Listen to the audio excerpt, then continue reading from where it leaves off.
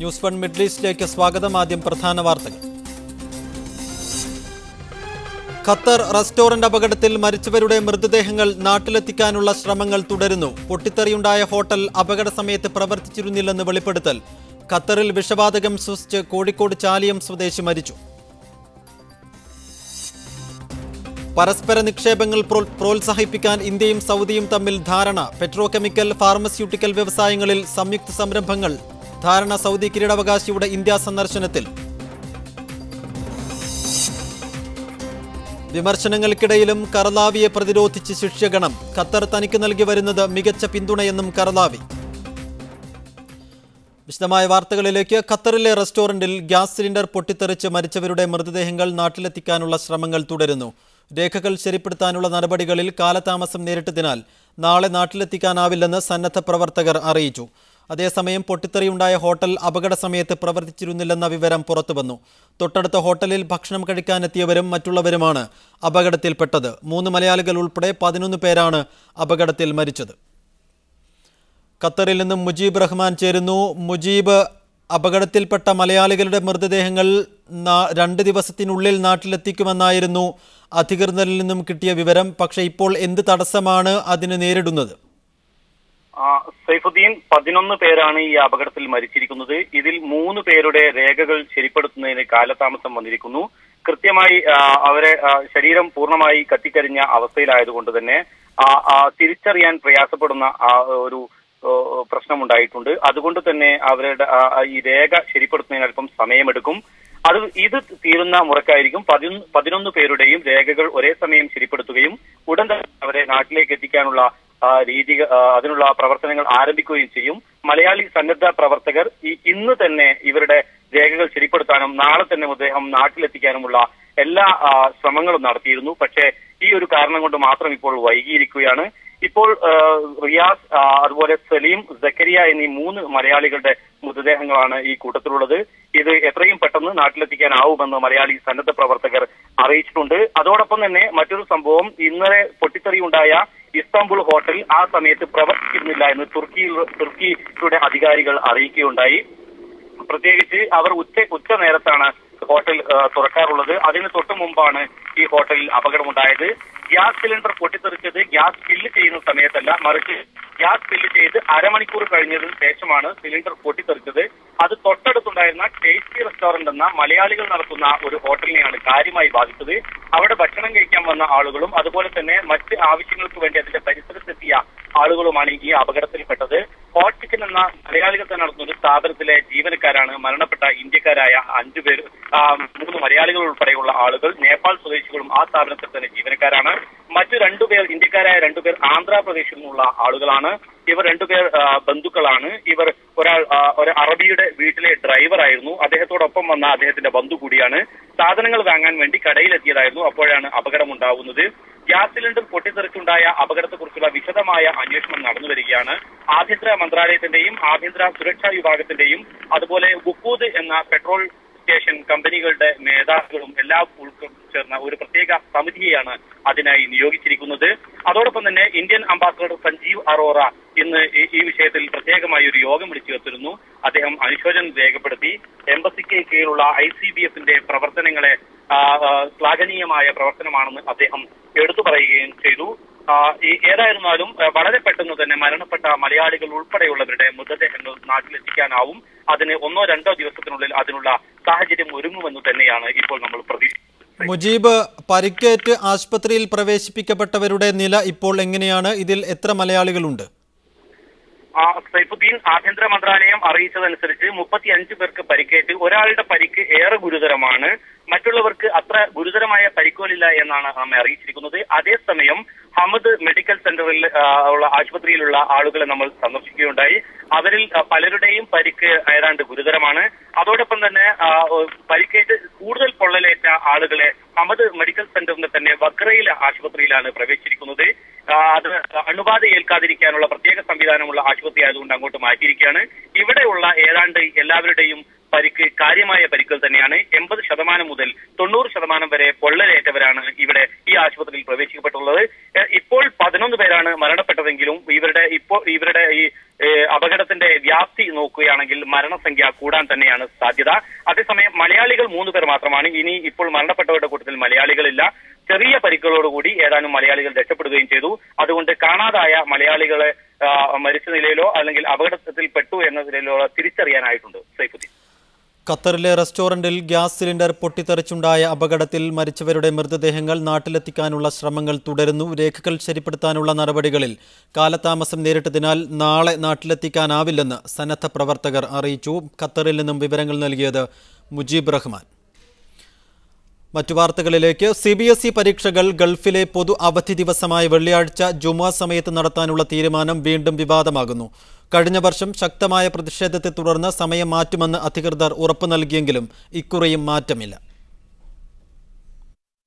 2 വർഷം മുമ്പാണ് CBSE വെള്ളിയാഴ്ചകളിൽ പൊതുപരീക്ഷ നടത്താൻ ആരംഭിച്ചത്. അന്താരാഷ്ട്ര കരിക്കുലം എന്ന നിലയിൽ ഗൾഫിലും മറ്റും വെള്ളിയാഴ്ച അവധിയായതിനാൽ ഈ ദിവസം പരീക്ഷ നടത്തിയിരുന്നില്ല. വെള്ളിയാഴ്ച ജുമുഅ നമസ്കാരം നടക്കുന്ന സമയത്താണ് പരീക്ഷകൾ എന്നതിനാൽ വിദ്യാർത്ഥികൾക്കും അധ്യാപകർക്കും ഇത് ഒരുപോലെ പ്രയാസം സൃഷ്ടിക്കുന്നു. ഈ വർഷം മാർച്ച് 3 മുതലാണ് CBSEയുടെ 10ാം ക്ലാസ് പരീക്ഷകൾ ആരംഭിക്കുന്നത്. വെള്ളിയാഴ്ചകളായ മാർച്ച് 7-നും 14-നും പരീക്ഷകളുണ്ട്. ഇക്കുറി +2 പരീക്ഷ വെള്ളിയാഴ്ചയില്ല. കഴിഞ്ഞ വർഷം +2 പരീക്ഷകളും 10ാം ക്ലാസ് പരീക്ഷകളും വെള്ളിയാഴ്ചയുണ്ടായിരുന്നു. ഈ പ്രയാസം ചൂണ്ടിക്കാട്ടി ഡൽഹിയിലെ CBSE അധികൃതർക്കും എംബസിക്കും രക്ഷിതാക്കൾ പരാതി നൽകിയിരുന്നു. ലോകത്തെല്ലായിടത്തും ഒരേ സമയം പരീക്ഷ നടക്കുന്നതിനാൽ സംഭവിച്ചു പോയതാണെന്നും വരും വർഷങ്ങളിൽ അബദ്ധം തിരുത്തും എന്നുമാണ് മറുപടി ലഭിച്ചത്. എന്നാൽ 6 ഗൾഫ് രാജ്യങ്ങളിൽ പരീക്ഷ എഴുതുന്ന ആയിരക്കണക്കിന് വിദ്യാർത്ഥികളെ വെട്ടിലാക്കി CBSE അബദ്ധം ആവർത്തിക്കുകയാണ്. Munavar Valanchery, media 1, Ajman. അന്താരാഷ്ട്ര മുസ്ലിം പണ്ഡിത സഭാ അധ്യക്ഷൻ ഡോക്ടർ യൂസഫൽ കർലാവിയുടെ സന്തുലിത നിലപാടുകൾക്ക് പിന്തുണയേകി 40 രാജ്യങ്ങളിൽ നിന്നുള്ള ശിഷ്യന്മാർ ഒത്തുചേർന്നു. ഖത്തറിലെ ദോഹയിലാണ് കർലാവി സ്റ്റുഡൻസ് ഫോറം 4ാമത് സംഗമം നടന്നത്. തീവ്രതയ്ക്കും ജീർണതയ്ക്കും മധ്യേയുള്ള ഡോക്ടർ യൂസഫുൽ കർദാവിയുടെ നിലപാടുകളെ ശക്തമായി പിന്തുണച്ചുകൊണ്ടാണ് അദ്ദേഹത്തിന്റെ ശിഷ്യന്മാർ ഖത്തറിൽ ഒത്തുചേർന്നത്. ദോഹയിലെ ഫനാർ സാംസ്കാരിക കേന്ദ്രത്തിൽ നടന്ന പരിപാടിയിൽ ഫലസ്തീനിലെ ഹമാസ് രാഷ്ട്രീയകാര്യ വക്താവ് ഖാലിദ് മിഷൽ, അന്താരാഷ്ട്ര മുസ്ലിം പണ്ഡിത സഭ secretary general doctor Ali Muhiyuddin Qaradaghi, vice president മൊറോക്കോയിൽ നിന്നുള്ള അഹമ്മദ് ക്രീസ്, ഡോക്ടർ അബ്ദുസലാം ബിസിയുനി തുടങ്ങി 40 രാജ്യങ്ങളിൽ നിന്നുള്ള 150 പണ്ഡിതർ പങ്കെടുത്തു. തന്നെ ഖത്തറിൽ നിന്നും പുറത്താക്കിയെന്ന് പ്രചരിപ്പിക്കുന്നവർ താൻ ഖത്തർ വിട്ടുപോകണമെന്ന് ആഗ്രഹിക്കുന്നവരാണെന്ന് കർദാവി പറഞ്ഞു. എന്നാൽ ഖത്തർ ഭരണാധികാരികൾ തനിക്ക് നൽകുന്ന പിന്തുണ വിലമതിക്കാനാവാത്തതാണെന്നും അദ്ദേഹം കൂട്ടിച്ചേർത്തു.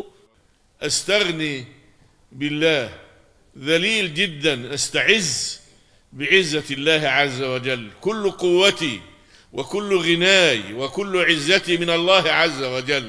ഫലസ്തീൻ ജനതയ്ക്ക് കർദാവി നൽകി വരുന്ന പിന്തുണ വിസ്മരിക്കാനാവില്ലെന്ന് പരിപാടിയിൽ പങ്കെടുത്ത ഹമാസ് രാഷ്ട്രീയകാര്യ വക്താവ് ഖാലിദ് മിഷൽ പറഞ്ഞു.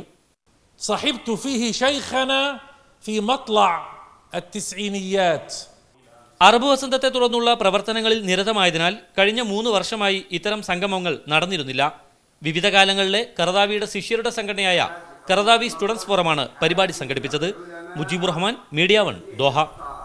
പരസ്പര നിക്ഷേപങ്ങൾ പ്രോത്സാഹിപ്പിക്കാൻ ഇന്ത്യയും സൗദിയും തമ്മിൽ ധാരണ. സൗദി കിരീടാവകാശി സൽമാൻ ബിൻ അബ്ദുൽ അസീസിന്റെ ഇന്ത്യ സന്ദർശനത്തിലാണ് ധാരണയായത്. പരസ്പര നിക്ഷേപം പ്രോത്സാഹിപ്പിക്കാൻ ഇന്ത്യയും സൗദിയും തമ്മിൽ കരാർ വരുന്നു. സൗദി അറേബ്യയിലെ ജനറൽ ഇൻവെസ്റ്റ്മെന്റ് അതോറിറ്റിയും ഇൻവെസ്റ്റ്മെന്റ് ഇന്ത്യയുമാണ് രൂപരേഖ കരാർ തയ്യാറാക്കുന്നതിന് തീരുമാനമായിട്ടുള്ളത്. സൗദി കിരീടാവകാശി സൽമാൻ ബിൻ അബ്ദുൽ അസീസിന്റെ 2 ദിവസത്തെ ഇന്ത്യ സന്ദർശനത്തിനിടയിലാണ് ഇതു സംബന്ധിച്ച് തീരുമാനമായത്. സ്വകാര്യ മേഖലയുടെ നിക്ഷേപ സാധ്യതകൾക്ക് അവസരമൊരുക്കുക എന്നതിലാണ് പ്രത്യേക ഊന്നൽ. പെട്രോകെമിക്കൽ, ഫാർമസ്യൂട്ടിക്കൽ വ്യവസായങ്ങളിൽ സംയുക്ത സംരംഭങ്ങളാകാം എന്നതിൽ തീരുമാനമായി. 2 രാജ്യങ്ങളുമായി നിക്ഷേപം വർദ്ധിപ്പിക്കുന്നതിനുള്ള തടസ്സങ്ങൾ നീക്കും. റേഡിയോ, ടെലിവിഷൻ രംഗത്ത് സഹകരണം ശക്തിപ്പെടുത്തും. സൗദി പ്രസ് ഏജൻസിയും പ്രസ് ട്രസ്റ്റ് ഓഫ് ഇന്ത്യയുമായുള്ള കരാർ പ്രവർത്തനക്ഷമമാക്കും. സന്ദർശനത്തിന് ശേഷം സൗദി കിരീടാവകാശി ഇന്ന് രാവിലെ മാലിദ്വീപിലേക്ക് പോയി. രാഷ്ട്രപതി പ്രണബ് കുമാർ മുഖർജി, ഉപരാഷ്ട്രപതി ഹാമിദ് അൻസാരി, പ്രധാനമന്ത്രി മൻമോഹൻ സിംഗ്, പ്രതിരോധ മന്ത്രി AK ആന്റണി തുടങ്ങിയവരുമായി ചർച്ച നടത്തി. മീഡിയ 1, ഡൽഹി. കുവൈത്തിൽ വാഹനാപകട നിരക്ക് കുറഞ്ഞതായി ട്രാഫിക് മേധാവി പറഞ്ഞു. 2-ലധികം വാഹനങ്ങളുള്ളവരിൽ നിന്ന് അധിക നികുതി ഈടാക്കാനുള്ള നീക്കം ഉപേക്ഷിച്ചതായി മേജർ ജനറൽ അബ്ദുൽ ഫത്താഹ് അലി വ്യക്തമാക്കി. ഗതാഗത നിയമങ്ങൾ കർശനമാക്കിയതിന്റെയും ബോധവൽക്കരണ ക്യാമ്പയിനുകളുടെയും ഫലമായി റോഡപകടങ്ങൾ കുറക്കാൻ കഴിഞ്ഞു എന്നാണ് ഗതാഗത വിഭാഗം assistant under secretary Abdul Fattah Ali പറഞ്ഞത്. അപകടങ്ങളുടെ പ്രതിമാസ ശരാശരി 1200-ൽ നിന്ന് 700-ആയി കുറഞ്ഞിട്ടുണ്ട്. വാഹന പരിശോധനയും നിയമങ്ങളിലെ കടുംപിടുത്തവും ജനങ്ങളുടെ ജീവൻ രക്ഷിക്കാൻ വേണ്ടിയാണെന്നും പരാതികൾ ഉള്ളവർക്ക് ബന്ധപ്പെട്ട വകുപ്പുകളെ സമീപിക്കാമെന്നും പറഞ്ഞ അദ്ദേഹം തന്റെ ഓഫീസ് വാതിൽ എല്ലാവർക്കുമായി തുറന്നിട്ടിരിക്കുകയാണെന്നും കൂട്ടിച്ചേർത്തു. ലൈസൻസ് വിതരണത്തിൽ നിലവിലുള്ള നിയന്ത്രണം തുടരുമെന്ന് തന്നെയാണ് ഗതാഗത മേധാവിയുടെ പ്രസ്താവന സൂചിപ്പിക്കുന്നത്. 400 ദിനാറിന് മുകളിൽ ശമ്പളവും സർവകലാശാലാ ബിരുദവും വിദഗ്ധ തസ്തികയുമുള്ളവർക്ക് മാത്രമേ ഡ്രൈവിംഗ് ലൈസൻസ് അനുവദിക്കൂ. ആദ്യകാലങ്ങളിൽ വർഷത്തിൽ 7000-ഓളം ലൈസൻസുകൾ അനുവദിച്ചിരുന്നെങ്കിൽ നിലവിൽ വെറും 800 പേർക്ക് മാത്രമേ പ്രതിവർഷം ലൈസൻസ് അനുവദിക്കുന്നുള്ളൂ. 2-ൽ കൂടുതൽ വാഹനങ്ങളുള്ളവർക്ക് അധിക നികുതി ചുമത്തൽ നേരത്തെ ചില പഠനങ്ങളുടെ അടിസ്ഥാനത്തിൽ ഉയർന്നുവന്ന നിർദ്ദേശം മാത്രമായിരുന്നുവെന്നും നിലവിലെ സാഹചര്യത്തിൽ അത്തരമൊരു നീക്കവും ഗതാഗത വകുപ്പ് നടത്തുന്നില്ല എന്നും അദ്ദേഹം കൂട്ടിച്ചേർത്തു. Media 1 Kuwait city. ഖത്തറിൽ മലയാളി വിഷവാതകം ശ്വസിച്ച് മരിച്ചു. കോഴിക്കോട് ചാലിയം പൈനാട്ട് വീട്ടിൽ നസീറാണ് മരിച്ചത്. ഖത്തറിൽ കപ്പലിനുള്ളിൽ വെച്ചാണ് വിഷവാതകം ശ്വസിച്ചത്. വിഷവാതകം ശ്വസിച്ച ഇയാളെ ഇന്നലെ ആശുപത്രിയിൽ പ്രവേശിപ്പിച്ചിരുന്നു. ഫിലിപ്പൈനി യുവതിയെ കൊലപ്പെടുത്തിയ കേസിൽ കോഴിക്കോട് സ്വദേശി അജിത്ത് കുവൈത്തിൽ പിടിയിലായത് കുടുംബത്തിന് കടുത്ത ആഘാതമായി. വരുമാനമാർഗം അടയുകയും ഭർത്താവ് ജയിലിലാവുകയും ചെയ്തതാണ് വാടക വീട്ടിൽ കഴിയുന്ന ഭാര്യ ജിൽഷയെയും മക്കളെയും പ്രതിസന്ധിയിലാക്കിയത്. എനിക്കറിയില്ല എന്താ പറയുന്നത്, സത്യമാ പറയുന്നത്. ഞങ്ങൾക്ക് ആരുമില്ല, വേറെ ആരും. ഇത് ഞാൻ എൻ്റെ മക്കൾക്ക് ഭക്ഷണം മേടിച്ചു കൊടുക്കണം. ഞാൻ എന്തെണ്ട അവസ്ഥയിലേക്ക് നിൽക്കുന്ന ഭാഗമാറിന് ഒന്നുമില്ല ഞങ്ങൾക്ക്. കുവൈത്തിലെ ഫർവാനയിൽ ഫിലിപ്പൈൻ യുവതിയെ കൊലപ്പെടുത്തി ഫ്ളാറ്റിന് തീവെച്ച കേസിലാണ് പുതുപ്പാടി സ്വദേശി അജിത് അഗസ്റ്റിൻ അറസ്റ്റിലായത്. അജിത്തിൻ്റെ ഭാര്യ ജിൽഷ 3 വർഷമായി രോഗിയാണ്. 3 കുട്ടികളുള്ള ഇവർ വാടക വീട്ടിലാണ് താമസം. ഭർത്താവ് കുവൈത്തിൽ ജയിലിലായതോടെ ഇവർക്ക് മുന്നിൽ ജീവിതം വഴിമുട്ടി. എന്താണ് അവിടെ സംഭവിച്ചത്? ഞങ്ങൾക്ക് സത്യാവസ്ഥയാണ് ഞങ്ങൾക്ക് പറയേണ്ടത്. അവൻ ഒരിക്കലും ചെയ്യില്ല. അവൻ്റെ 5 വർഷമായിട്ട് അവൻ സ്വാധീനപ്പെട്ട് എനിക്ക് ശരിക്കും അറിയാവുന്നതാണ്. കൊലപാതകത്തിന്റെ തെളിവ് നശിപ്പിച്ചതിന് അജിത്തിന്റെ ബന്ധു ടിജോ തോമസും ജയിലിലാണ്. കുറ്റമൊന്നും ചെയ്യാതെയാണ് മകനെ അറസ്റ്റ് ചെയ്തതെന്ന് ടിജോയുടെ മാതാവ് പറഞ്ഞു. ഞങ്ങൾക്ക് ആകെപ്പാടെ ഒരു തുണയുള്ള അവനായിരുന്നു. കടങ്ങൾ ഒത്തിരി വീട്ടാനുണ്ട്. എല്ലാം കൂടി ആയിട്ട് അവൻ മാത്രമേ ഉണ്ടായിരുന്നു നിൽക്കത്തുള്ളൂ. ഞങ്ങൾക്ക് കൊച്ചിനെ എത്ര വേഗം തിരിച്ചു കിട്ടിയാൽ മാത്രം മതി, ഞങ്ങൾക്ക് വേറെ ഒന്നും വേണ്ട. 2 ആഴ്ച മുമ്പാണ് കുവൈത്ത് സിറ്റിയിൽ ഫിലിപ്പൈൻ യുവതിയെ കൊലപ്പെടുത്തിയ കേസിൽ ടിജോയും അജിത്തുമടക്കം 3 പേർ പിടിയിലായത്. മീഡിയ 1 കോഴിക്കോട്. കടുത്ത പീഡനങ്ങൾ സഹിച്ച് 10 മാസത്തിലധികം ജോലി ചെയ്തിട്ടും വെറും കൈയോടെ നാട്ടിലേക്ക് മടങ്ങിപ്പോവുകയാണ് കണ്ണൂർ കടലായി ചിറമേൽ തൈവളപ്പിൽ വീട്ടിൽ സോഫിയ. മനുഷ്യക്കടത്ത് ഏജന്റുമാരുടെ കെണിയിൽ കുടുങ്ങി സൗദിയിലെ ദമാമിൽ വീട്ടുവേലക്കാരെ എത്തിയ സോഫിയ ജയിലിൽ കഴിയുന്ന വാർത്ത മീഡിയ 1 നേരത്തെ റിപ്പോർട്ട് ചെയ്തിരുന്നു. കടുത്ത പീഡനങ്ങൾ സഹിച്ച് 10 മാസത്തിലധികം ജോലി ചെയ്തിട്ടും വെറും കൈയോടെ നാട്ടിലേക്ക് മടങ്ങിപ്പോവുകയാണ് കണ്ണൂർ കടലായി ചിറന്മേൽ തൈവളപ്പിൽ വീട്ടിൽ സോഫിയ. മനുഷ്യക്കടത്ത് ഏജന്റുമാരുടെ കെണിയിൽ കുടുങ്ങി സൗദിയിലെ ദമാമിൽ വീട്ടുജോലിക്കാരിയായി എത്തിയ സോഫിയ ജയിലിൽ കഴിയുന്ന വാർത്ത മീഡിയ 1 നേരത്തെ റിപ്പോർട്ട് ചെയ്തിരുന്നു. ജോലി ചെയ്ത വീട്ടിൽ നിന്ന് ഒളിച്ചോടി പോലീസിൽ അഭയം പ്രാപിച്ച ഈ 50-കാരി 1 മാസത്തിലധികം തടവറയിൽ കഴിഞ്ഞതിനു ശേഷമാണ് നാട്ടിലേക്ക് മടങ്ങുന്നത്. യാതൊരു കരാർ രേഖകളുമില്ലാതെ ദമാമിലെത്തിയ സോഫിയയെ ഇവിടെയുള്ള ഏജന്റ് ഒരു ഓഫീസിലെത്തിക്കുകയും അവിടെ നിന്ന് 10,000 റിയാലിന് മറ്റൊരു സ്വദേശിക്ക് വിൽക്കുകയുമായിരുന്നു. ശമ്പളമില്ലെന്നു മാത്രമല്ല കടുത്ത മർദ്ദനങ്ങൾക്കും ഇരയാകേണ്ടി വന്നപ്പോഴാണ് സോഫിയ അവിടെ നിന്ന് ഒളിച്ചോടിയത്. ഇവരുടെ യഥാർത്ഥ സ്പോൺസറെ കണ്ടെത്താൻ കഴിയാതിരിക്കുകയും ജോലി ചെയ്തിരുന്ന വീട്ടുകാർ നാട്ടിലയക്കുന്ന ഉത്തരവാദിത്തത്തിൽ നിന്ന് ഒഴിഞ്ഞുമാറുകയും ചെയ്തതാണ് ഇവരുടെ നാട്ടിലേക്കുള്ള യാത്രയ്ക്ക് തടസ്സമായി മാറിയത്. ഒടുവിൽ സാമൂഹ്യ പ്രവർത്തക സഫിയ അജിത് എംബസിയുടെ സഹായത്തോടെ ഈസി തയ്യാറാക്കിയാണ് സോഫിയയെ നാട്ടിലേക്ക് അയച്ചത്. ഇവരെക്കുറിച്ചുള്ള വാർത്ത ശ്രദ്ധയിൽപ്പെട്ട ദമാമിലെ റാക്കയിൽ ജോലി ചെയ്യുന്ന അബൂബക്കർ ഷൊർണൂറിന്റെ നേതൃത്വത്തിലുള്ള V5 എന്ന കൂട്ടായ്മയാണ് നാട്ടിലേക്കുള്ള ടിക്കറ്റ് നൽകിയത്. Media 1 Dammam. കുവൈത്തിൽ നിയമവിരുദ്ധമായി പ്രവർത്തിച്ചിരുന്ന ചൂതാട്ട കേന്ദ്രം കണ്ടെത്തി. പോലീസ് റെയ്ഡിൽ കാസിനോ നടത്തിപ്പുകാരനായ ഡോക്ടറടക്കം 34 പേർ പിടിയിലായി. പിടിയിലായവരിൽ അമേരിക്കൻ പൗരനും 3 യൂറോപ്യൻ സ്വദേശികളും ഉൾപ്പെടുന്നു. ചൂതുകളിയിലൂടെ പണം നഷ്ടപ്പെട്ടയാൾ നൽകിയ വിവരത്തിന്റെ അടിസ്ഥാനത്തിലാണ് സാൽമിയിൽ പ്രവർത്തിച്ചിരുന്ന കാസിനോ പോലീസ് റെയ്ഡ് ചെയ്തത്. ചൂതാട്ടം നിരോധിക്കപ്പെട്ട രാജ്യത്ത് വർഷങ്ങളായി രഹസ്യമായി പ്രവർത്തിച്ചു വരികയായിരുന്നു കേന്ദ്രമെന്ന് അന്വേഷണത്തിൽ വ്യക്തമായി. തെളിവുകളുടെ അടിസ്ഥാനത്തിൽ സെർച്ച് വാറണ്ടുമായി ചെന്ന പോലീസ് കാസിനോ ഉടമയായ സ്വദേശി ഡോക്ടറെയും ചൂതാട്ടത്തിൽ ഏർപ്പെട്ടിരുന്ന മറ്റ് 33 പേരെയും അറസ്റ്റ് ചെയ്തു. സ്വന്തം നാട്ടിൽ കാസിനോ ബിസിനസ് നടത്തുന്ന അമേരിക്കൻ പൗരനും അന്താരാഷ്ട്ര ചൂതുകളി വിദഗ്ധരായ 2 യൂറോപ്പ് പൗരന്മാരും ഇവിടെ വെച്ച് പോലീസ് വലയിലായി. രാജ്യത്തെ പല ഭാഗങ്ങളിലായി നിയമത്തിന്റെ കണ്ണുവെട്ടിച്ച് ചെറുതും വലുതുമായ നിരവധി ചൂതാട്ട കേന്ദ്രങ്ങൾ പ്രവർത്തിക്കുന്നതായി പോലീസിന് വിവരം ലഭിച്ചിട്ടുണ്ട്. ഇതേ തുടർന്ന് കാസിനോകൾ കണ്ടെത്താനായി പ്രത്യേക അന്വേഷണത്തിനൊരുങ്ങുകയാണ് അധികൃതർ. സോഷ്യൽ സൈറ്റുകൾ വഴിയും മറ്റും ധാരാളം യുവാക്കൾ ഓൺലൈൻ ഗാംബ്ലിംഗിൽ ഏർപ്പെടുന്ന പ്രവണതയും രാജ്യത്ത് വർദ്ധിച്ചതായി പ്രാദേശിക പത്രവാർത്തകൾ വ്യക്തമാക്കുന്നു. Media one, Kuwait city.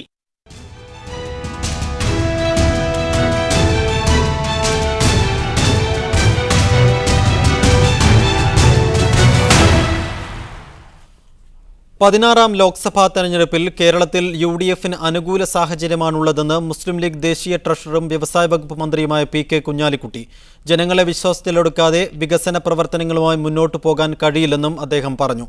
റിയാദിൽ KMCCയുടെ ലോക്സഭാ പ്രചാരണം ഉദ്ഘാടനം ചെയ്യുകയായിരുന്നു കുഞ്ഞാലിക്കുട്ടി. രാജ്യത്ത് നരേന്ദ്രമോദിയുടെ നേതൃത്വത്തിൽ എന്ത് മുന്നേറ്റമുണ്ടായാലും കേരളത്തിൽ അതിന്റെ ഒരു പ്രതിഫലനമുണ്ടാകില്ലെന്ന് കുഞ്ഞാലിക്കുട്ടി പറഞ്ഞു. ഗുജറാത്ത് ഒരു വികസന മോഡലിലെന്നും അദ്ദേഹം കൂട്ടിച്ചേർത്തു. കേരളത്തിൽ എല്ലാവർക്കും സാക്ഷരത, എല്ലാവർക്കും കമ്പ്യൂട്ടർ വിദ്യാഭ്യാസം എന്നോ മറ്റൊരളവ് പോലെ എടുത്താൽ കേരളത്തിന്റെ 4 അയലത്തൊന്നും നിൽക്കാൻ ഗുജറാത്തിന് സാധിക്കും. ഇടതുപക്ഷത്തിന് അനുകൂലമായ സാഹചര്യമല്ല കേരളത്തിലുള്ളത്. പാർട്ടിക്കകത്ത് അവർ തന്നെ പ്രശ്നങ്ങളുണ്ടാക്കുന്ന സാഹചര്യത്തിൽ പുറത്തുനിന്നും മറ്റാർക്കും അതിൽ ഇടപെടേണ്ട ആവശ്യമില്ലെന്നും അദ്ദേഹം പറഞ്ഞു. ഇടതുപക്ഷത്തിന് ഈ തവണ വലിയ രക്ഷയില്ല. അതിപ്പോ ഇടതുപക്ഷത്തെ സംബന്ധിച്ചിടത്തോളം അവർക്ക് ഇന്നുള്ള പ്രശ്നം ഞാൻ പറയേണ്ട കാര്യമില്ലല്ലോ. അവർക്ക് പ്രശ്നം ഉണ്ടാക്കാൻ അതിനകത്ത് തന്നെ ആളുണ്ട്. അവരങ്ങനെ ഉണ്ടാക്കി പോകും. Saudi national committee president KP Muhammad കുട്ടിയുടെ അധ്യക്ഷതയിൽ നടന്ന സമ്മേളനത്തിൽ മുസ്ലിം ലീഗ് സംസ്ഥാന general secretary KPA Majeed, youth league സംസ്ഥാന president PM Sadiq Ali, Iran group chairman Siddique Ahmed തുടങ്ങിയവർ സംസാരിച്ചു. മികച്ച സേവനം നടത്തിയ വാണിജ്യ വ്യവസായ രംഗത്തെ പ്രമുഖരെ ചടങ്ങിൽ ആദരിച്ചു. KMCC നേതാക്കളായ അഷ്റഫ് വെങ്ങാട്ട്, കുന്നുമൽ കോയ, മുജീബ് ഉപ്പട തുടങ്ങിയവർ പരിപാടിക്ക് നേതൃത്വം നൽകി. Media one, Riyadh.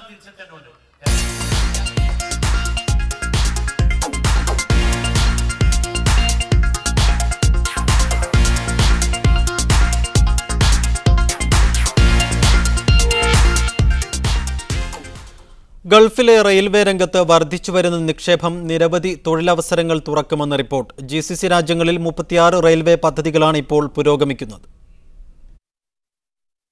5 വർഷത്തിനിടെ ഗൾഫിലെ റെയിൽവേ മേഖലയിൽ 80,000 തൊഴിലവസരങ്ങൾ തുറക്കുമെന്നാണ് സൗദി ആസ്ഥാനമായ ഇന്റർനാഷണൽ റെയിൽവേ അക്കാദമിയുടെ വിലയിരുത്തൽ. വിവിധ ഗൾഫ് രാജ്യങ്ങളിൽ ചെറുതും വലുതുമായ 36 റെയിൽവേ പദ്ധതികളാണ് ഇപ്പോൾ പുരോഗമിക്കുന്നത്. UAEയിലെ വിവിധ എമിറേറ്റുകളെ ബന്ധിപ്പിക്കുന്ന ഇത്തിഹാദ് റെയിൽ പദ്ധതി, ഒമാനിലെ ദേശീയ റെയിൽ പദ്ധതി, ഖത്തറിലെ മെട്രോ പദ്ധതി, ദുബൈയിലെ ട്രാം റെയിൽ, ഇതിനെല്ലാം പുറമെ മുഴുവൻ ഗൾഫ് രാജ്യങ്ങളെയും പരസ്പരം ബന്ധിപ്പിക്കുന്ന GCC റെയിൽ പദ്ധതി എന്നിവ ഇക്കൂട്ടത്തിൽ പ്രധാനപ്പെട്ടതാണ്. ഇതിലേക്ക് വേണ്ട ജീവനക്കാരെ പരിശീലിപ്പിക്കുന്ന ചുമതല ഇന്റർനാഷണൽ റെയിൽവേ അക്കാദമിക്കാണ്. ദുബൈയിലെ മെട്രോ റെയിൽ പദ്ധതി 300 പേർക്കാണ് നേരിട്ട് തൊഴിൽ നൽകിയത്. ഇതിന്റെ നിർമ്മാണഘട്ടത്തിൽ ആയിരക്കണക്കിന് പേർക്ക് ലഭിച്ച തൊഴിലവസരത്തിന് പുറമെയാണിത്. റെയിൽ പദ്ധതികൾ യാഥാർത്ഥ്യമാകുമ്പോൾ അവയിലേക്ക് വേണ്ടിവരുന്ന സാങ്കേതിക വിദഗ്ധരെയും പ്രൊഫഷണലുകളെയും അന്താരാഷ്ട്ര നിലവാരത്തിൽ വളർത്തിയെടുക്കാനാണ് അക്കാദമിയുടെ ശ്രമം. Media one, Dubai. 1.5 പതിറ്റാണ്ട് കാലമായി സൗദിയിൽ ആതുര സേവന രംഗത്ത് പ്രവർത്തിക്കുന്ന അൽ അബീർ മെഡിക്കൽ ഗ്രൂപ്പ് സ്പെയിനിലെ പ്രശസ്ത മെഡിക്കൽ കമ്പനിയായ മെഡിക്സയുമായി സഹകരണത്തിനുള്ള ധാരണാപത്രത്തിൽ ഒപ്പിട്ടു. അൽ ഹറമൈൻ റെയിൽവേ പ്രോജക്റ്റുമായി ബന്ധപ്പെട്ടവർ കൂടി ഈ സഹകരണത്തിന്റെ ഭാഗമാവുമെന്ന് മാനേജ്മെന്റ് വ്യക്തമാക്കി. Al Abeer chairman Alungal Muhammad, medics CEO Ignatia Grassi എന്നിവർ ധാരണാപത്രത്തിൽ ഒപ്പുവച്ചു.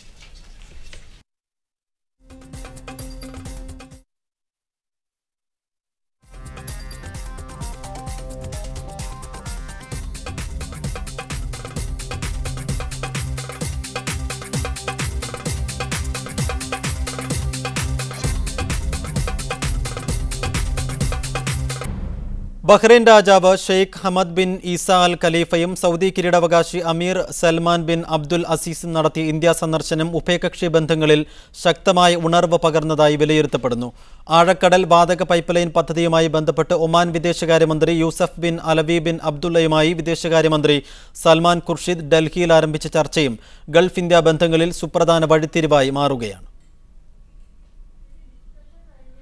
ഇന്ത്യ ഉൾപ്പെടെ ഏഷ്യൻ സമ്പദ്ഘടനയോടുള്ള ഗൾഫ് രാജ്യങ്ങളുടെ വർദ്ധിച്ച ആഭിമുഖ്യമാണ് ഭരണാധികാരികളുടെ ഡൽഹി സന്ദർശനത്തിൽ പ്രകടമാകുന്നത്.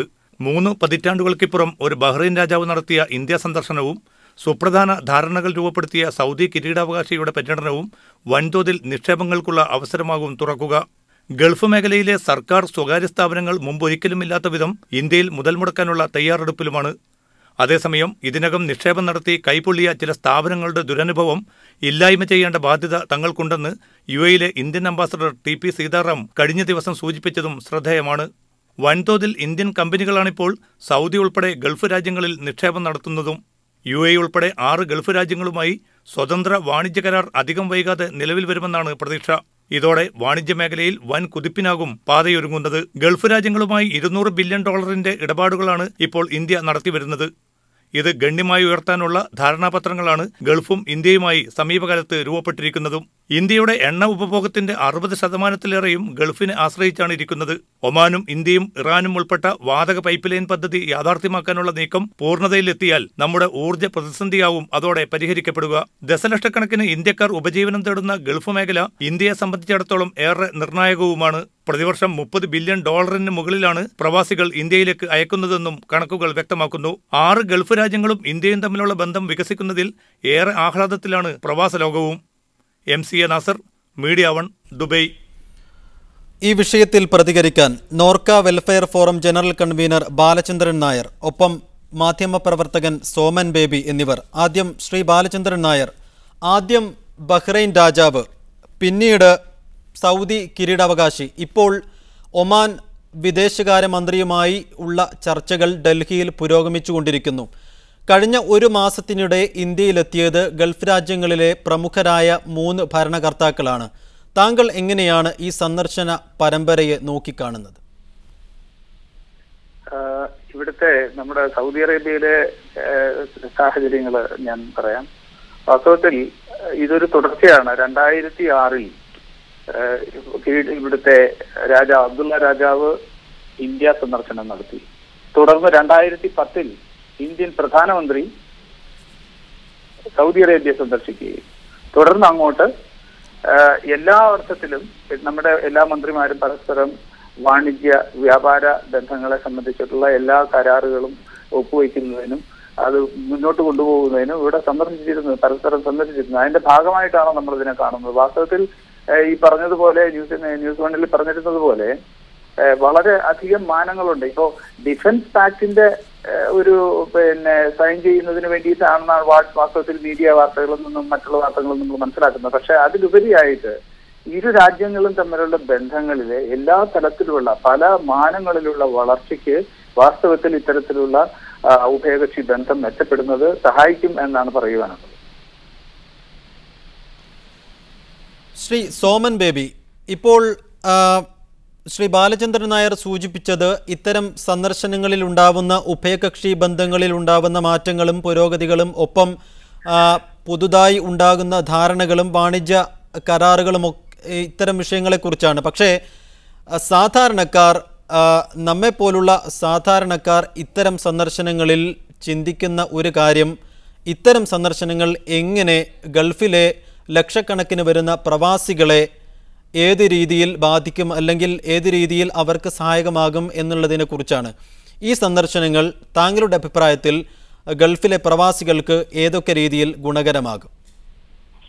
ഇത് ബഹ്റിനെ പറ്റി സംസാരിച്ചു കഴിഞ്ഞാല് ബഹ്റിന്റെ രാജാവ് കിങ് ഹമദ് ബിൻ ഈസ അൽ ഖലീഫ, അദ്ദേഹത്തിന്റെ പിതാവ് 1981 ഇന്ത്യ സന്ദർശനത്തിന് ശേഷം ഏതാണ്ട് 32-33 വർഷത്തിന് ശേഷമാണ് ബഹ്റിന്റെ ഒരു റൂളർ ഇന്ത്യ സന്ദർശിക്കുന്നത്. അതുകൊണ്ട് ബഹ്റിനിലെ ഏതാണ്ട് 4 ലക്ഷത്തോളം ഇന്ത്യക്കാരെ സംബന്ധിച്ചോളം ഇതൊരു വളരെ പ്രധാനപ്പെട്ട ഒരു നാഴികക്കല്ലാണ് ഞങ്ങൾ ഇതിനെ കാണുന്നത്. പിന്നെ സൗദി കിരീടാവകാശിയുടെ സന്ദർശനം, ഇത് ഒരാഴ്ചക്കുള്ളിലാണ് ഒരു രാജ്യത്തിന്റെ രാജാവ് ഒരു രാജ്യത്തിന്റെ കിരീടാവകാശി, അതും ഗൾഫ് രാജ്യത്തിൽ നിന്ന് ഇന്ത്യയിലെത്തുന്നത്. ഈ ബഹ്റിനെ സംബന്ധിച്ചോളം ഈ യാത്ര ഒട്ടേറെ ഉഭയകക്ഷി കരാറുകളിൽ ഒപ്പുവെക്കുകയുണ്ടായി. അതിന്റെ എന്തായിരിക്കും അതിന്റെ ഫലമെന്ന് ഞങ്ങൾ കാത്തിരുന്ന് കാണുകയാണ്. പ്രത്യേകിച്ച് രാജാവിന്റെയും പ്രധാനമന്ത്രി ഡോക്ടർ മൻമോഹൻ സിംഗിന്റെ സാന്നിധ്യത്തിലാണ് ഈ 3 പ്രധാനപ്പെട്ട കരാറുകൾ ഒപ്പുവെച്ചത്. അതിനകത്ത് യൂത്ത് അഫയേഴ്സ്, എങ്ങനെ യുവാക്കളുടെ ഇടയിലുള്ള പല കാര്യങ്ങളിലുള്ള എക്സ്ചേഞ്ച്, അതുപോലെ തന്നെ നയതന്ത്ര പ്രതിനിധികളുടെ പരിശീലനം, ഇതുമായിട്ട് ബന്ധപ്പെട്ട എഗ്രിമെന്റ്, 2 രാജ്യങ്ങൾ തമ്മിൽ വിദേശകാര്യമന്ത്രി തലത്തിലുള്ള ഒരു പുതിയ ബന്ധം, ഇതെല്ലാം കൂടെ കൂട്ടിച്ചേർത്ത് ഒട്ടേറെ കരാറുകളിൽ ഒപ്പുവെക്കുവാൻ ഈ സന്ദർശനം കൊണ്ട് കഴിഞ്ഞു. പക്ഷെ ഞാൻ സൗദി രാജാവിന്റെ സന്ദർശനത്തിൽ ഡിഫൻസ് എഗ്രിമെന്റ് സൈൻ ചെയ്തതായിട്ട് വായിക്കുകയുണ്ടായി. ഒരു 4 കാര്യങ്ങൾ ഇതിനകത്ത് പ്രധാനമാണ്. ഒന്നാമത് GCC രാജ്യങ്ങളിലെ 75 ലക്ഷത്തോളം ഇന്ത്യക്കാർ താമസിക്കുന്നുണ്ട്. അവരെ സംബന്ധിച്ചോളം ഇത് വളരെ സുപ്രധാനമാണ് ഈ സന്ദർശനങ്ങൾ.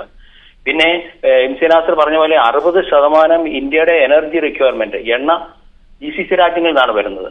പക്ഷേ ഈ ഒരു പാരീസ് ബേസ്ഡ് ആയുള്ള ഇന്റർനാഷണൽ എനർജി ഏജൻസിയുടെ കണക്ക് പ്രകാരം 2020 അത് 90% ഉയരും. അതുപോലെ തന്നെയാണ് ഈ സ്ട്രെയിറ്റ് ഓഫ് ഹോർമുസ് തുറന്നു വെക്കേണ്ടത് വളരെ ആവശ്യമാണ്, ഇന്ത്യയെ സംബന്ധിച്ചോളം ആവശ്യമാണ്. കാരണം ഇത് 1/3 എണ്ണ ഈ ഗൾഫിൽ നിന്ന് പോകുന്നത് ബഹ്റിന്റെ വാട്ടേഴ്സിൽ കൂടെയാണ്.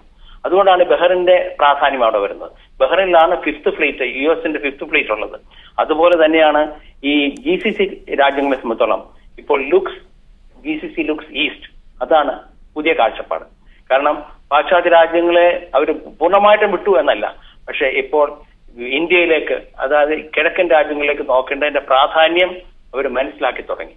അതാണ് ഇനി കാണാൻ പോകുന്ന അടുത്ത സമയങ്ങളിൽ നമുക്കത് കാണാൻ കഴിയും. കാരണം ഈ രണ്ട് രാജ്യങ്ങൾ തമ്മിലുള്ള ഈ നാസർ പറഞ്ഞ പോലെ 200 ബില്യന്റെ ട്രേഡാണ് ഇപ്പം GCCയിലെ 6 രാജ്യങ്ങളും ഇന്ത്യയും തമ്മിലുള്ളത്. നിങ്ങൾ യൂറോപ്യൻ യൂണിയൻ നോക്കിക്കഴിഞ്ഞാൽ 27 രാജ്യങ്ങളുള്ള യൂറോപ്യൻ യൂണിയനും ഇന്ത്യയും തമ്മിലുള്ള ഈ ഉഭയകക്ഷി ബന്ധങ്ങൾ ട്രേഡ് എന്ന് പറയുന്നത് 115 ബില്യണാണ്. അപ്പൊ അതിന്റെ പ്രാധാന്യം നമുക്ക് മനസ്സിലാകും. അതുകൊണ്ട് വരാനിരിക്കുന്ന മാസങ്ങള് ഈ ഗൾഫ് രാജ്യങ്ങളും ഇന്ത്യയും തമ്മിലുള്ള ബന്ധം കൂടുതൽ എല്ലാ തരത്തിലും ശക്തിപ്പെടും എന്നുള്ളത് ഉറപ്പാണ്. റൈറ്റ്. ദുബായിൽ നിന്നും നാസർ ചെറുവാടി എന്ന പ്രേക്ഷകൻ. ശ്രീ നാസർ പറഞ്ഞോളൂ. ബന്ധം, ഗൾഫ് രാജ്യങ്ങളുമായുള്ള ഇന്ത്യയുടെ ഉഭയകക്ഷി ബന്ധം പ്രവാസി സമൂഹം വളരെ പ്രതീക്ഷയോടെയാണ് കാണുന്നത്. കാരണം വർത്തമാനകാല പരിസ്ഥിതി, ഗൾഫിലെ ഇന്നത്തെ വർത്തമാനകാല പരിസ്ഥിതി പ്രവാസത്തിന് അനുകൂലമായി പറയാൻ ഈ ബന്ധം ഉപകരിക്കും എന്നാണ് ഒരു പ്രേക്ഷകരെ എനിക്ക് പറയാനുള്ളത്.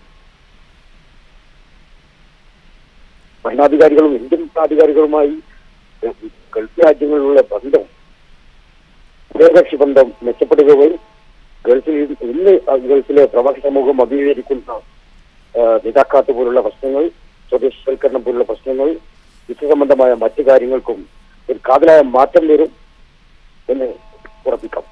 റൈറ്റ്. ശ്രീ ബാലചന്ദ്രൻ നായർ, അറബ് രാജ്യങ്ങളുമായുള്ള ഇന്ത്യയുടെ ബന്ധത്തിന് സഹസ്രാബ്ദങ്ങളുടെ പഴക്കമുണ്ട്. വർത്തമാനകാലത്ത് ഇപ്പോഴത്തെ സ്ഥിതിയിൽ ഈ ബന്ധത്തിൽ ഏത് മേഖലയിലേക്കാണ് കൂടുതൽ ശക്തമായ സഹകരണവും മാറ്റവും പ്രതീക്ഷിക്കേണ്ടത്? രണ്ട് പ്രധാനപ്പെട്ട മേഖലകളാണ് വാസ്തവത്തിൽ നമ്മൾ ഇതിനകത്ത് മനസ്സിലാക്കേണ്ടത്. ഒന്ന്, നമ്മൾ മനസ്സിലാക്കേണ്ടത് India is the 4th largest trading partner of Saudi Arabia എന്നാണ്. അതായത് സൗദി അറേബ്യയുടെ 4ാമത്തെ വലിയ ട്രേഡിംഗ് പാർട്ട്ണറാണ് നമ്മൾ. അപ്പോ അതില് നമ്മൾ ഏതെല്ലാം ഇപ്പോൾ തന്നെ നിരവധി ഇന്ത്യൻ സ്ഥാപനങ്ങൾ ഇവിടെ പ്രവർത്തിക്കുന്നുണ്ട്. ചില വളരെ വലിയ സംവിധാനങ്ങളുള്ള സൗദി സ്ഥാപനങ്ങൾ, സാബിക്കും ആരാംകോയും പോലെയുള്ള സംവിധാനങ്ങൾ ഇന്ത്യയിലും പ്രവർത്തനം വിപുലപ്പെടുത്തുന്നുണ്ട്. അപ്പോ അതൊരു വലിയ മേഖലയാണ്. രണ്ടാമത്തേത്, ഏറ്റവും പ്രധാനമായി ഇപ്പൊ നമ്മളെ പോലെയുള്ള സാമൂഹ്യ പ്രവർത്തകർ ഏറ്റവും പ്രധാനമായി കാണുന്ന ഒരു കാര്യം, 28 ലക്ഷം ഇന്ത്യക്കാര് സൗദി അറേബ്യയിലുണ്ട്. ഇന്ത്യ ഗവൺമെന്റ് ഇത് ഈ രീതിയിൽ അക്നോളജ് ചെയ്തിട്ടില്ല എന്നാണ് ഞങ്ങൾക്ക് തോന്നിയിട്ടുള്ളത്. 28 ലക്ഷം ഇന്ത്യക്കാർ ഇവിടെയുണ്ട്. അപ്പൊ 28 ലക്ഷം ഇന്ത്യക്കാരെ സംബന്ധിച്ചിടത്തോളം ഈ ഇന്ത്യ സൗദി അറേബ്യ ബന്ധം മെച്ചപ്പെടുന്നത്, അറബ് രാജ്യങ്ങൾ തമ്മിൽ പൊതുവിലുള്ള ബന്ധങ്ങൾ മെച്ചപ്പെടുന്നത് തീർച്ചയായും നമുക്ക് വളരെയധികം ഗുണകരമായിട്ട് വരുള്ളൂ. കാരണം ഇപ്പൊ ഈ അടുത്ത ഘട്ടത്തിൽ ഈ മുൻപ് എന്റെ ബഹുമാനപ്പെട്ട സുമൻ ബേബി സംസാരിച്ചുകൊണ്ടിരുന്നപ്പോ നമ്മൾ പരാമർശിക്കപ്പെടാതെ പോയ ഒരു കാര്യം, അതായത് ഈ അടുത്ത കാലഘട്ടത്തിൽ ഇവിടെ ഡൊമസ്റ്റിക് സർവൻസിന്റെ, ഗാർഹിക ജീവനക്കാരുടെ കരാറിൽ അവരുടെ വേതന അല്ലെങ്കിൽ സേവന വ്യവസ്ഥയെ സംബന്ധിച്ചിടത്തോളം ഒരു കരാറ് നമ്മൾ സൗദി അറേബ്യയുമായിട്ട് ഉണ്ടാക്കിയിട്ടുണ്ട്. അപ്പോ ഇന്ത്യയിൽ നിന്ന് ധാരാളം ഗാർഹിക ജീവനക്കാർ ഇവിടെ പണിയെടുക്കുന്നുണ്ട്.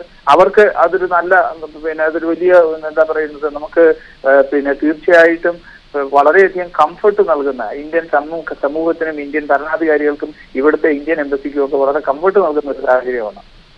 തുടർന്ന് അങ്ങോട്ട്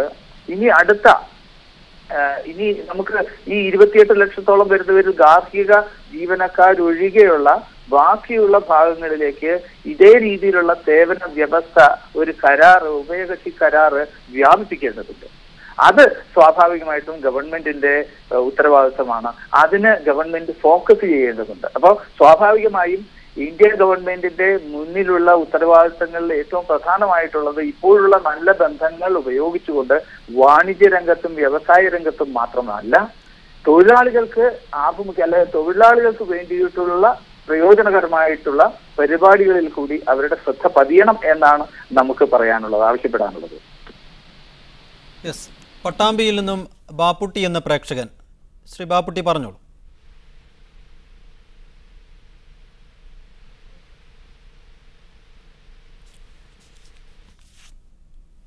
യെസ്, ശ്രീ സോമൻ ബേബി, ഇപ്പോൾ നേരത്തെ ബാലചന്ദ്രൻ നായർ സൂചിപ്പിച്ച ഒരു കാര്യം, ഉഭയകക്ഷി ബന്ധങ്ങളിൽ വലിയ പുരോഗതി നമ്മൾ പ്രതീക്ഷിക്കേണ്ടതുണ്ട് ഈ സന്ദർശന പരമ്പരയിലൂടെ. നേരത്തെ ആ പ്രേക്ഷകൻ സൂചിപ്പിച്ച ഒരു കാര്യം, പ്രവാസികളടക്കമുള്ള മലയാളികളടക്കമുള്ള ഗൾഫ് രാജ്യങ്ങളിലെ ലക്ഷക്കണക്കിന് വരുന്ന പ്രവാസികൾ വലിയ പ്രതീക്ഷയിലാണുള്ളത്. പക്ഷേ ഇത്തരം സന്ദർശനങ്ങൾ, ഒപ്പം പ്രഖ്യാപിക്കപ്പെടുന്ന സഹകരണ കരാറുകൾ, ഇതെല്ലാം ഭരണ നയതന്ത്ര തലത്തിൽ ഒതുങ്ങുന്നില്ലേ പലപ്പോഴും? ആയിരിക്കണം എന്നില്ല. ഈ ഇപ്പോൾ ബാലേന്ദ്രൻ പറഞ്ഞ പോലെ 28 ലക്ഷം ഇന്ത്യക്കാര് സൗദിയിലുണ്ടെങ്കിൽ ബഹ്റിൻ ഒരു ചെറിയ രാജ്യമാണ്. ബഹ്റിന്റെ മൊത്തം ജനസംഖ്യ 12 ലക്ഷത്തിൽ ഏതാണ്ട് 4 ലക്ഷത്തിൽ വരെ ഇന്ത്യക്കാരാണ്, ഏതാണ്ട് 1/3. അവരെ സംബന്ധിച്ചോളം ഈ കരാറുകളൊക്കെ ഒട്ടേറെ പ്രാധാന്യമുള്ളതാണ്. ബഹ്റിനും ഇന്ത്യയും തമ്മിൽ ഈ ലേബർ കരാറ് 2 വർഷം മുമ്പ് ഒപ്പിട്ടു. ബഹ്റിനെ സംബന്ധിച്ചോളം ഈ ഗാർഹിക തൊഴിലാളികള്, ഹൗസ് മെയ്ഡ്സ് ഉൾപ്പെടെയുള്ളവരെ ആദ്യമായിട്ട് ലേബർ ലോയ്ക്ക് ഉള്ളിൽ കൊണ്ടുവന്നു, അവർക്ക് പ്രൊട്ടക്ഷൻ കൊടുത്തിരിക്കുകയാണ്. ആദ്യമായിട്ട് ഒരു ഗൾഫ് രാജ്യം ചെയ്യുന്നത് ബഹ്റിനാണ്. അപ്പൊ അങ്ങനെ അതുപോലെ സംബന്ധിച്ചോളം ലേബർ കരാർ പോലെ തന്നെ മറ്റ് കരാറുകൾ ഈ വാണിജ്യപരമായിട്ട് 2 രാജ്യങ്ങൾ തമ്മിലുള്ള ബന്ധം ഊട്ടി ഉറപ്പിക്കുവാൻ ഈ കരാറുകൾക്ക് കഴിയും എന്നുള്ള ഉറപ്പാണ്. കാരണം ബഹ്റിൻ രാജാവിന്റെ സന്ദർശനത്തോടൊപ്പം ഇവിടുത്തെ ഇൻഡസ്ട്രി മിനിസ്റ്ററും ഇക്കണോമിക് ഡെവലപ്മെന്റ് മിനിസ്റ്ററും നടത്തിയ 2 ബിസിനസ് ഫോറം ഡൽഹിയിലും ബോംബെയിലും, അവിടെ വെച്ച് ഒരു പ്രധാനമായിട്ട് ആവശ്യപ്പെട്ടത് Indian investors should come to Bahrain because Bahrain is the gateway to the Gulf, പ്രത്യേകിച്ച് സൗദി അറേബ്യയിലേക്ക് 24 കിലോമീറ്റർ മാത്രം അകലെ ഉള്ള വലിയ രാജ്യമായ സൗദി അറേബ്യ. അവർക്ക് ഇവിടെ വന്ന് ട്രേഡ് നടത്താൻ പറയുന്നതിന്റെ കാരണം ബഹ്റിനും അമേരിക്കയും തമ്മിലുള്ള FTA, ഫ്രീ ട്രേഡ് എഗ്രിമെന്റ് ആണ്. അതുകൊണ്ട് നികുതി ഇല്ലാതെ ഇവർക്ക് ഇവിടുന്ന് സാധനങ്ങൾ കയറ്റി അയക്കുവാൻ കഴിയും. ഇവിടെ വന്ന് മാനുഫാക്ചറിങ് ആയാലും ഏത് രീതിയിലുള്ള എല്ലാ രീതിയിലും ബഹ്റിൻ ഇന്ത്യൻ ബിസിനസ്സുകാരെ, ഇന്ത്യൻ ഇൻവെസ്റ്റേഴ്സിനെ 2 കൈ നീട്ടി സ്വീകരിക്കുന്ന വ്യക്തമായി പറയുകയുണ്ടായി. ഇപ്പോൾ ഈ യാത്രയിൽ തന്നെ ഏതാണ്ട് 450 മില്യൺ ദിനാറിന്റെ എഗ്രിമെന്റ് സൈൻ ചെയ്തതാണ് കണക്ക്. വ്യക്തമായ കണക്കുകൾ ഇതുവരെ പുറത്തു വന്നിട്ടില്ല. അതുകൊണ്ട് വരാനിരിക്കുന്ന ദിവസങ്ങളിൽ 2 രാജ്യങ്ങൾ തമ്മിൽ പൊളിറ്റിക്കൽ ഇക്കണോമിക് റിലേഷൻസ് മാത്രമല്ല, ജനങ്ങൾ തമ്മിലുള്ള പീപ്പിൾ ടു പീപ്പിൾ റിലേഷൻസ് വളരെയേറെ മെച്ചപ്പെടും. വ്യക്തമായിട്ട് ഇപ്പോഴും ഞങ്ങള് 2 രാജ്യങ്ങൾ തമ്മിലുള്ള വളരെ നല്ല ബന്ധമാണുള്ളത്. പക്ഷെ അത് കൂടുതൽ ഉയരങ്ങളിലേക്ക് എത്തും എന്നുള്ളതിന് യാതൊരു സംശയമില്ല. യെസ്, പട്ടാമ്പിയിൽ നിന്ന് ബാപ്പുട്ടി എന്ന പ്രേക്ഷകൻ ഒരിക്കൽ കൂടി. ശ്രീ ബാപ്പുട്ടി പറഞ്ഞോളൂ. ഹലോ, കേൾക്കാം, പറഞ്ഞോളൂ. പിന്നെ അത് സൗദിയിൽ നിന്നും പിന്നെ ബഹ്റൈനിൽ നിന്നും വരുന്നത് പോലെ ഒമാനിൽ നിന്നും ഇന്ത്യയിലേക്ക് വരുന്നു പറഞ്ഞത് വളരെ സന്തോഷിക്കുന്നു. കാരണം ഒമാൻ എന്ന് പറഞ്ഞാൽ നമുക്ക് ഇന്ത്യയിലേക്ക് നല്ല അടുപ്പം പുലർത്തുന്ന ഒരു രാഷ്ട്രമാണ്. അത് ഒമാൻ എന്തായാലും നല്ലൊരു താല്പര്യത്തോടെ വരികയാണെങ്കിൽ എന്തായാലും പ്രവാസികൾക്ക് അത് നല്ലൊരു ഉപകാരം ഉണ്ടാവുന്ന സംശയമില്ല. യെസ്, വളരെയധികം നന്ദി. ശ്രീ ബാലചന്ദ്രൻ നായർ, ഇന്ത്യ ഗൾഫ് പൗരന്മാർക്ക് വിസ ഇളവ് പ്രഖ്യാപിച്ചപ്പോൾ സ്വാഭാവികമായും ഉയർന്ന ഒരു ചോദ്യമുണ്ടായിരുന്നു. മറ്റൊന്നുമല്ല, ഇന്ത്യൻ പൗരന്മാർക്ക് ഗൾഫിൽ അത്തരമൊരു ആനുകൂല്യം എന്നാണ് ലഭിക്കുക എന്നതായിരുന്നു ചോദ്യം. ഗൾഫിൽ ഓൺ അറൈവൽ വിസ ലഭിക്കുന്ന രാജ്യങ്ങളുടെ പട്ടികയിൽ ഇനിയും ഇന്ത്യ ഉൾപ്പെട്ടിട്ടില്ല. ഞാൻ നേരത്തെ സൂചിപ്പിച്ച ഇത്തരം സഹകരണ കരാറുകളൊക്കെ പലപ്പോഴും നയതന്ത്ര തലത്തിൽ ഒതുങ്ങുന്നു എന്ന് പറയാൻ കാരണവും ഇത്തരം വിഷയങ്ങളാണ്. വാസ്തവത്തിൽ ഒരു രാജ്യത്തേക്ക് മറ്റുള്ള രാജ്യങ്ങളിലെ പൗരന്മാർക്ക് വിസ അലോ ചെയ്യുന്നതും മറ്റും അവരുടെ ആഭ്യന്തര കാര്യമാണ്. അതിലൊരു പരിധി വിട്ട് നമുക്ക് അഭിപ്രായം പറയാനോ അല്ലെങ്കിൽ അതങ്ങനെ ചെയ്യണം എന്നാവശ്യപ്പെടാനോ കഴിയുമെന്ന് എനിക്ക് തോന്നുന്നില്ല. അതേസമയം തന്നെ ഇവിടുത്തെ പ്രത്യേക സാഹചര്യങ്ങൾ കണക്കിലെടുത്ത് അത്തരത്തിൽ, കാരണം ഇവിടെ ലക്ഷക്കണക്കിന് ആളുകൾ ലോകത്തിന്റെ വിവിധ ഭാഗങ്ങളിൽ നിന്ന് തൊഴിലെടുക്കാനായിട്ട് വരുന്നുണ്ട്. അപ്പോ ഇവിടെ ഈ ടൂറിസ്റ്റിനോ മറ്റുള്ളവർക്കോ ഓൺ അറൈവൽ വിസ ഏർപ്പെടുത്തുന്നത് പോലെയുള്ള സാഹചര്യങ്ങൾ, അത് എന്നെ സംബന്ധിച്ച് എനിക്ക് ഇതുപോലൊരു ചർച്ചയിൽ നിന്ന് അത്തരത്തിലൊരു നിരീക്ഷണം പറയാൻ കഴിയില്ല. കാരണം അതിന് കൂടുതൽ മാനങ്ങളുള്ള, ഇപ്പൊ ദുബൈയെ പോലെ മറ്റേതെങ്കിലും ഒരു രാജ്യത്തെ പോലെയോ ഇവരാകണമെന്ന് പെട്ടെന്നൊരിക്കൽ നമുക്ക് പറയാൻ കഴിയുമോ എന്ന് എനിക്കറിയില്ല. പക്ഷെ നമ്മൾ മനസ്സിലാക്കേണ്ട ഒരു മാനം, ഇവിടെ ശരാശരി 6.5-നും 9-നും ഇടയ്ക്ക് ശതമാനം വാർഷിക ഗ്രോത്ത് ഉള്ള ഇക്കോണമിയാണ് സൗദി അറേബ്യയിലേത്. അതിന്റെ അർത്ഥം ഇനി വരുന്ന വർഷങ്ങളിൽ തുടർന്ന് അങ്ങോട്ട് നമുക്കിവിടെ കാണാൻ കഴിയുന്നത് ശതകോടിക്കണക്കിന് രൂപയുടെ ഡെവലപ്മെന്റൽ ആക്ടിവിറ്റീസ് ആണ്. അപ്പൊ അതുമായി ബന്ധപ്പെട്ട് ലക്ഷക്കണക്കിന് വിദേശ തൊഴിലാളികളെ, വിദഗ്ധരും അവിദഗ്ധരുമായിട്ടുള്ള തൊഴിലാളികളെ ആവശ്യം വരുന്ന ഘട്ടമാണ് ഈ രാജ്യത്തിൻ്റെത്. സ്വാഭാവികമായും ഇന്ത്യയെ പോലെ സർപ്ലസ് ലേബർ ഉള്ള നമ്മുടെ രാജ്യത്തേതുപോലുള്ള രാജ്യത്തിലെ തൊഴിലാളികൾക്ക് ഇങ്ങോട്ട് വന്ന് പണിയെടുക്കാനും ഇവിടെ ജീവിക്കാനുമുള്ള സാഹചര്യം ഉണ്ടാകുക എന്ന് പറയുന്നത് ഇന്ത്യയുടെ സമ്പദ് വ്യവസ്ഥയെ മെച്ചപ്പെടുത്തുന്ന ഒരു സാഹചര്യമാണ് എന്നുള്ളത് നമ്മൾ മനസ്സിലാക്കണം. അപ്പൊ അത്തരം കാര്യങ്ങൾക്ക് പ്രാമുഖ്യം കൊടുക്കുകയും മറ്റുള്ള കാര്യങ്ങളെ സംബന്ധിച്ച് സാവധാനം അല്ലെങ്കിൽ യാഥാർത്ഥ്യബോധത്തോടു കൂടിയുള്ള സമീപനം എടുക്കാനും ഇന്ത്യ ഗവൺമെന്റിലും ഇന്ത്യയിലെ ജനങ്ങൾക്കും ഞങ്ങളെ പോലുള്ള ഇവിടുത്തെ പ്രവാസികൾക്കും കഴിയണമെന്നാണ് എനിക്കത് സംബന്ധിച്ച് പറയാനുള്ളത്.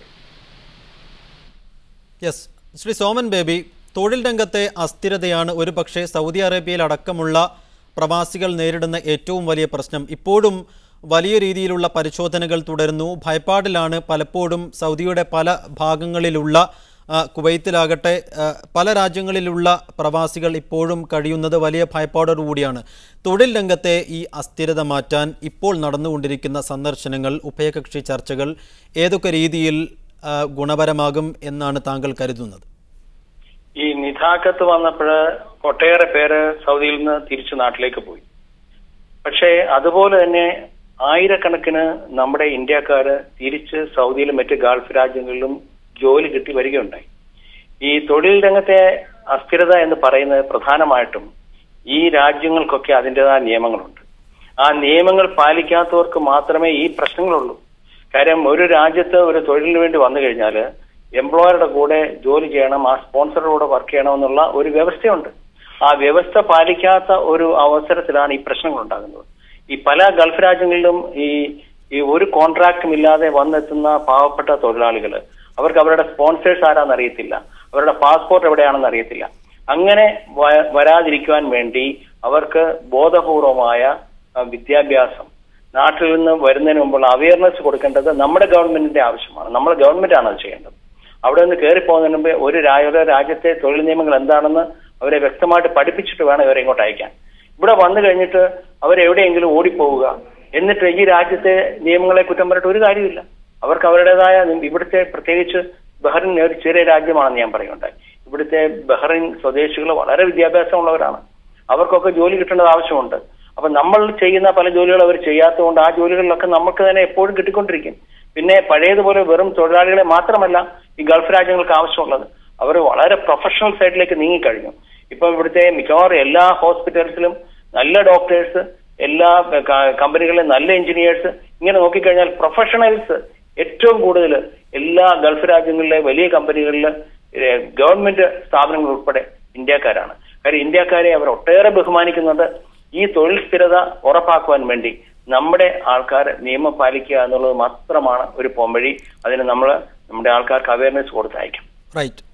ശ്രീ ബാലചന്ദ്രൻ നായർ, സൗദിയിൽ സ്വദേശീവൽക്കരണ നടപടികൾ കർശനമാക്കുന്നത് തന്നെയാണ് ഏറ്റവും വലിയ പ്രശ്നം.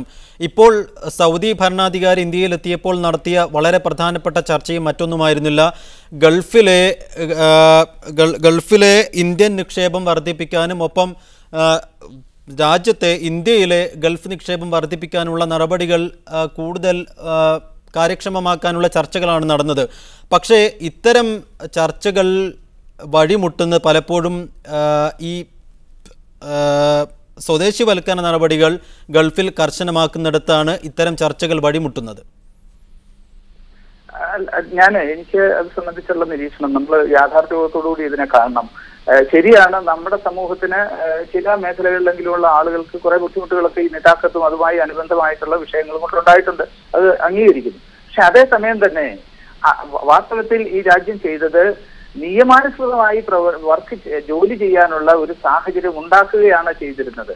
തീർച്ചയായും സ്വന്തം സിറ്റിസൺസിന്, നമ്മുടെ പൗരന്മാർക്ക് ജോലി കിട്ടുന്ന സാഹചര്യം കൂടുതൽ സുരക്ഷിതമാക്കാനും അല്ലെങ്കിൽ കൂടുതൽ അവസരങ്ങൾ അവർക്കുണ്ടാക്കാനും ഈ ഗവൺമെന്റ് ശ്രമിക്കുന്നു എന്നുള്ളത് യാഥാർത്ഥ്യം. സമയപരിമിതി മൂലം ഒന്ന് ഇടപെടേണ്ടി വരുന്നു. വളരെയധികം നന്ദി ഈ ചർച്ചയിൽ പങ്കെടുത്തതിന് ശ്രീ ബാലചന്ദ്രൻ നായർ, സോമൻ ബേബി. നേരത്തെ പൂർത്തിയാക്കാൻ കഴിയാതിരുന്ന മറ്റൊരു വാർത്തയിലേക്ക് പോകുന്നു. സൗദിയിലെ ദമാമിൽ സഫിയയിലെ ആളൊഴിഞ്ഞ തോട്ടത്തിൽ നിന്ന് കണ്ടെത്തിയ മൃതദേഹങ്ങളിൽ മലയാളികളടക്കമുള്ള 5 പേരെയും ജീവനോടെ കുഴിച്ചിടുകയായിരുന്നുവെന്ന് പ്രതികളുടെ മൊഴി. ഇവരെ ക്രൂരമായി മർദ്ദിച്ച് അവശരാക്കിയതിനു ശേഷമാണ് കുഴിച്ചിട്ടതെന്നും പ്രതികൾ പറഞ്ഞു.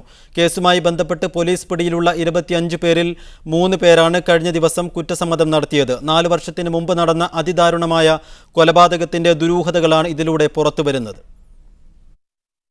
തോട്ടത്തിൽ നിന്ന് കണ്ടെത്തിയ മൃതദേഹങ്ങൾ തിരുവനന്തപുരം കല്ലമ്പലം സ്വദേശി സലീം അബ്ദുൽ ഖാദർ, കൊല്ലം കൊട്ടാരക്കര മുസ്ലിം സ്ട്രീറ്റിൽ ഷാജഹാൻ, കൊല്ലം കണ്ണനല്ലൂർ സ്വദേശി ഷെയ്ഖ്, കന്യാകുമാരി സ്വദേശികളായ ലാസർ, ബഷീർ എന്നിവരുടേതാണെന്ന് പോലീസ് നേരത്തെ സ്ഥിരീകരിച്ചിരുന്നു. ഇതുമായി ബന്ധപ്പെട്ട് മലയാളികൾ ഉൾപ്പെടെ 25ഓളം ആളുകളെ പോലീസ് കസ്റ്റഡിയിലെടുത്തിരുന്നു. ചോദ്യം ചെയ്യലിനൊടുവിൽ തങ്ങളാണ് ഇവരെ കൊല ചെയ്തതെന്ന് 3 സ്വദേശികൾ സമ്മതിക്കുകയായിരുന്നു. അതേസമയം ഇതിന് അവസരമൊരുക്കിക്കൊടുത്ത 5 മലയാളികളും കേസിൽ പ്രതിചേർക്കപ്പെട്ടിട്ടുണ്ട്. സഫയിൽ നിന്ന് തട്ടിക്കൊണ്ടുവന്ന 5 പേരെയും ബന്ധനസ്ഥരാക്കി അതിക്രൂരമായി മർദ്ദിക്കുകയും അബോധാവസ്ഥയിലായ ഇവരെ തോട്ടത്തിൽ തയ്യാറാക്കിയ കുഴിയിലിട്ട് മൂടുകയുമായിരുന്നു. കൈകാലുകൾ കഴുത്തുമായി കൂട്ടിക്കെട്ടിയ നിലയിലായിരുന്നു മൃതദേഹാവശിഷ്ടങ്ങൾ കണ്ടെത്തിയത്. ഇതോടൊപ്പം ഇവരുടെ തിരിച്ചറിയൽ രേഖകൾ കൂടി കുഴിയിലിട്ട് മൂടിയത് കണ്ടെടുത്തതാണ് നിർണായക തെളിവായി മാറിയത്. മദ്യവും മയക്കുമരുന്നും ഉപയോഗിച്ച് ലഹരിയിൽ സ്വബോധം നഷ്ടപ്പെട്ടാണ് തങ്ങൾ ഈ കൃത്യം ചെയ്തതെന്നാണ് പ്രതികൾ കുറ്റസമ്മതം നടത്തിയത്. തോട്ടം പാട്ടത്തിനെടുത്ത അലി ഹബീബ് എന്ന സ്വദേശി വെള്ളക്കുഴി എടുക്കുന്നതിനിടയിലാണ് മൃതദേഹാവശിഷ്ടങ്ങൾ കണ്ടെടുത്തത്. Media 1 Dammam. മിഡിൽ ഈസ്റ്റ് ഇവിടെ പൂർണ്ണമാവുന്നു. Good night and good bye.